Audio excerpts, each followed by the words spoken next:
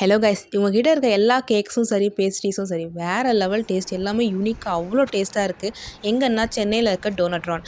இவங்க வந்து ரிபப்ளிக் டேக்கு ஒரு ஆஃபர் போட்டிருந்தாங்க. என்னென்னா வந்து எந்த item which means dream cake, jar cake, tea cake, bomboloni எது எடுத்தாலுமே 76 ருபீஸ் தான் அப்படின்னு போட்டிருந்தாங்க. நான் வந்து இதில் Lotus Biscoff jar cake order பண்ணியிருந்தேன். அதோட டேஸ்ட்டு வேறு லெவலுங்க. க்ரீமியாக அவ்வளோ சூப்பராக இருந்துச்சு.